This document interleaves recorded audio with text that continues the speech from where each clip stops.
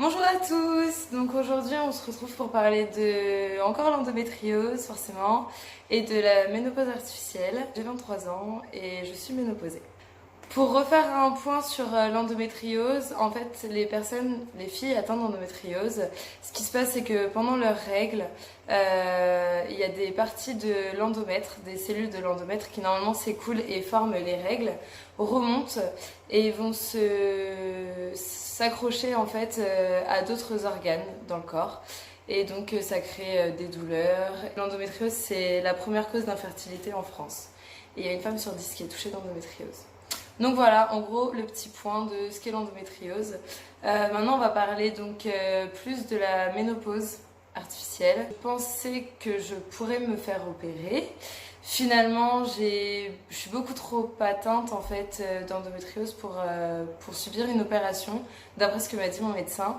Donc, s'il m'opère, c'est pour m'enlever l'utérus. Donc, honnêtement, non, merci, je vais m'en passer. Je préférais choisir la ménopause artificielle avec tout ce qui va avec. Alors, la ménopause artificielle, un traitement, pour moi, qui se décompose en deux parties. Alors, peut-être qu'il y a plusieurs types de ménopause artificielle, je n'en sais rien. Moi, ce que je vous raconte, c'est ce que je sais, mon propre traitement. Par contre, si vous aussi, vous avez un autre traitement pour l'endométriose, n'hésitez pas à en parler dans les commentaires. Je serais très curieuse de savoir ce qu'il y a d'autre qui peut être proposé. Donc moi, ma ménopause artificielle, elle se fait sous décapeptyle. Donc décapeptyle, en fait, c'est une injection intramusculaire que je dois faire par une infirmière tous les 3 mois. Donc la première c'était en février de cette année, donc 2019. J'en ai refait une au mois de mai et donc là je vais bientôt avoir la prochaine. Donc j'ai tout d'abord cette piqûre à faire, cette injection. Et ensuite j'ai un petit patch que je vais vous montrer. Donc ce petit patch, voilà, c'est Viveldot. Ça se présente comme ça. Alors c'est un énorme papier pour un tout petit patch. Je vais vous montrer à quoi ça ressemble. Parce que de toute façon, c'est aujourd'hui que je dois le changer. Voilà. C'est un tout petit badge transparent, comme ça, que je dois coller en fait sur mon dos. Et que je dois changer tous les lundis et tous les jeudis. Donc c'est étanche, voilà. C'est à gardage 24 sur soi. Donc, ce que mon médecin m'a expliqué, c'est que le décapeptyle provoque en fait une sorte de ménopause. Donc grâce à cette ménopause, le cycle s'arrête et donc entre guillemets l'endométriose ne peut plus s'en nourrir quoi. Vu que le cycle s'arrête, les cellules arrêtent de gonfler et donc on souffre plus, on n'a plus ses règles, etc. Le but du décapeptyle aujourd'hui c'est ça. Donc le Viveldot, les patchs, c'est pour faire comprendre à mon corps que ce n'est qu'une ménopause artificielle et qu'il faut que mon corps continue de fonctionner comme une fille de 23 ans et non comme une femme de 65 ans ou je sais quel âge. Sauf que alors déjà, le but ultime de cette ménopause, c'est pas de rester sous ménopause toute ma vie, mais de ce qu'il m'a dit, il faut que j'y reste au moins 1 an et demi sous ménopause, donc ça fait déjà 6 mois, donc il me resterait 1 an. Et au bout des 1 an, on fait le point. Est-ce que ça a fonctionné? Est-ce que les nodules que j'ai un petit peu éparpillés partout sont asséchés et disparaissent? Ou est-ce que non, la maladie est encore bien ancrée? Et puis dans ce cas... je saurais même pas ce qui se passe dans ce cas. Dans ce cas, je préfère pas savoir. On verra. On verra. Donc voilà. Oh, pardon. Donc voilà. Sauf que il m'avait précisé qu'en fait le Viveldot allait faire en sorte que les effets secondaires soient pas trop présents. Ça a raté. J'ai eu beaucoup d'effets secondaires, j'en ai encore. Les plus gros, on va dire que... Alors, je vous parle de tout au début quand j'ai commencé le traitement.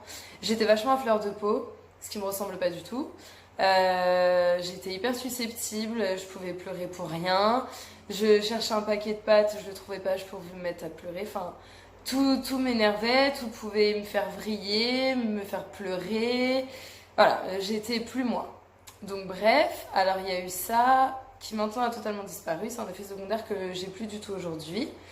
À part ça, il y a eu les migraines, sachant que je suis pas du tout migraineuse de base, c'était vraiment une horreur à vivre.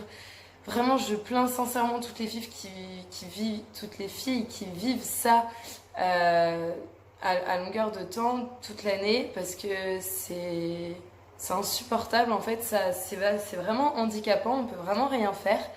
Donc voilà, j'ai eu beaucoup de migraines, une fatigue intense. Il y a des jours, je pouvais même pas me lever, je me levais de mon lit pour aller sur le canapé. À ce moment-là, j'avais pas de travail. Heureusement, honnêtement, je sais même pas comment j'aurais fait pour me lever, pour aller travailler. Je pense que ça aurait été clairement impossible. Je suis pas du tout feignante comme fille, mais là, j'étais à bout de force. Je pouvais rien faire. C'était vraiment horrible cette fatigue. C'était vraiment très intense. J'ai eu des bouffées de chaleur, mais alors là, je savais pas ce que c'était une bouffée de chaleur. Vraiment une vraie bouffée de chaleur, un truc de la mort, quoi. Je savais pas. J'ai vite compris. Alors c'est incroyable. On a beau se mettre une soleil à 50 degrés pendant 1 heure, et ben on n'arrive toujours pas à une bouffée de chaleur, quoi. Parce que vraiment la bouffée de chaleur, c'est cette chaleur qui vient de l'intérieur de nous. Et ça vient mais en 2 secondes et ça va repartir peut-être aussi vite que c'est arrivé. Mais honnêtement, le temps que ça dure, c'est une horreur. Et quand on a des bouffées de chaleur, en plus l'été, je vous raconte même pas. Donc là, je suis en train de me taper moitié un rhume, enfin bref, parce que du coup, bouffée de chaleur, on a l'impression qu'il fait hyper chaud. Donc au boulot, c'est la clim à fond. Et finalement, une semaine après, t'es malade parce que t'as la crève, parce qu'en fait, tu pensais avoir super chaud, mais finalement, ton corps avait peut-être pas si chaud que ça. Et donc, t'attrapes la crève et puis t'es content, quoi. Crève en plein mois de juillet, c'est génial, on adore. Et j'ai un nouveau symptôme, un nouvel effet secondaire qui est apparu là il y a quelques semaines. En fait, j'ai comme des espèces de crises d'angoisse. Alors, je ne suis pas du tout angoissée de la vie, mais pas du tout. Et la première fois que ça m'est arrivé, je crois que c'était dans ma voiture. Non, non, c'était dans le lit. Je me couchais et je me suis sentie genre hyper stressée d'un coup. Mais sans aucune raison, tout va bien dans ma vie. Honnêtement, parlant d'endométriose, j'ai pas trop à me plaindre. Tout va bien, j'ai senti mon cœur battre à 1000. Je me suis sentie hyper stressée, mais vraiment sans aucune raison. Le lendemain, il n'y avait rien de spécial. Cette journée-là, il n'y avait rien de spécial. Enfin, vraiment, tout allait parfaitement bien. Et ouais, crise d'angoisse. Donc, j'essaie de me calmer, de respirer doucement, inspirer, expirer, etc. Enfin, voilà, de faire en sorte de me calmer un petit peu toute seule. Et puis après, c'est revenu donc en conduisant. Pareil, sans aucune raison, j'allais travailler, mais normal quoi. Et là, pareil, crise d'angoisse, crise d'angoisse, crise d'angoisse. Donc maintenant, c'est devenu régulier. Mais c'est des crises que je sais gérer, que je peux gérer. J'espère que ça va pas être des crises qui vont être de plus en plus fortes parce que je pense qu'il y a un moment donné où je vais pas savoir gérer et je prends tellement sur moi et des fois je me dis il faut que je prenne sur moi parce que je vais tout envoyer en l'air tout à l'heure, tout ce qui va me passer sous la main, je vais le lancer. Mais en fait, c'est comme s'il y avait une colère en moi mélangée à de la panique. Enfin, celles qui font des crises d'angoisse, je pense que vous comprenez ce que je veux dire.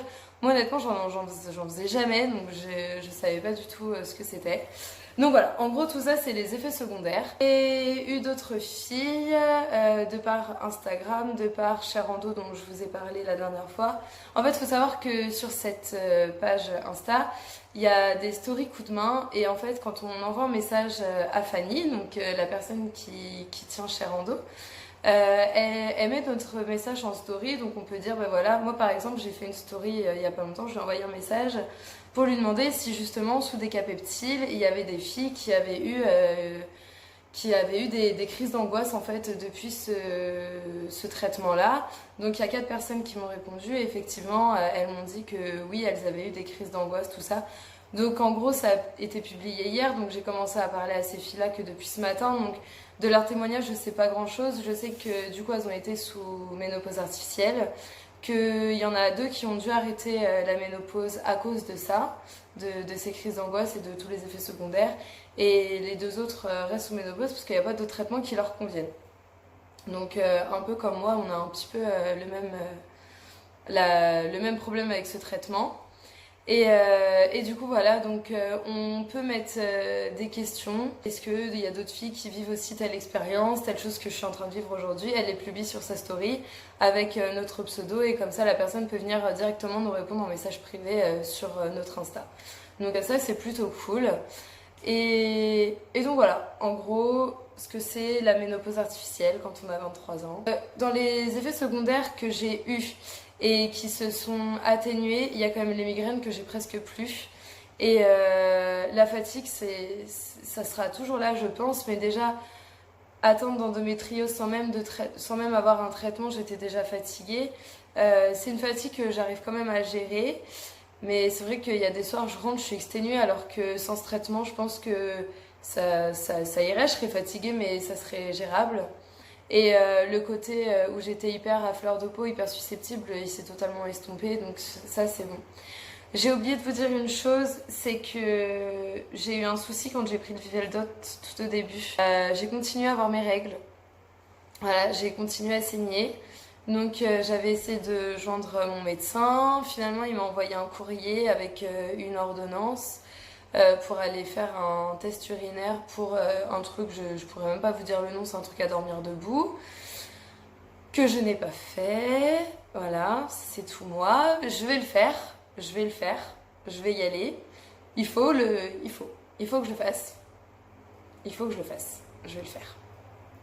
Et du coup, avec cette ordonnance, il m'a dit d'arrêter Viveldot pendant un mois et de voir ensuite si ça allait mieux, si mes règles continuaient de venir ou si elles allaient totalement s'arrêter et de reprendre au bout de ces un mois.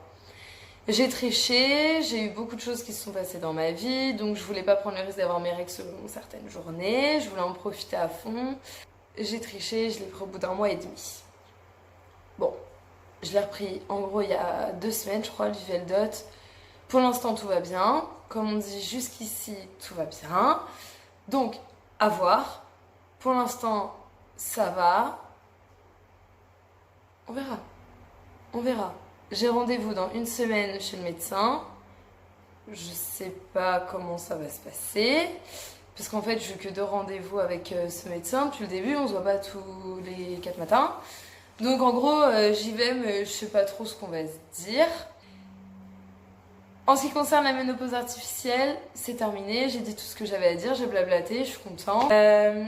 J'aimerais vraiment que vous mettiez vos témoignages dans les commentaires. Ça m'intéresserait de savoir comment vous vivez avec l'endométriose et avec quel traitement vous vivez. Est-ce que vous le vivez bien? Est-ce que vous avez des effets secondaires vous aussi? Quelle durée de traitement on vous a prescrit? Enfin voilà, si vous pouvez me dire votre parcours, ça me ferait vraiment plaisir. Et je voulais vraiment insister sur quelque chose. Je vois que les mentalités sont en train de changer, qu'on parle de plus en plus d'endométriose et je suis vraiment contente parce que je pense que c'est comme ça qu'on arrivera à diagnostiquer plus vite les filles atteintes d'endométriose. Aujourd'hui, c'est 7 ans en moyenne de diagnostic. Moi, ça a pris 12 ans avant qu'on diagnostique endométriose.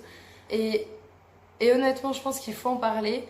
Et il faut pas en parler qu'aux femmes, il faut en parler aux hommes, parce que les hommes qui nous entourent, que ce soit des amis, des collègues, des cousins, bref, peu importe, ils ont des femmes dans leur entourage et peut-être qu'ils vont pouvoir eux aussi en parler.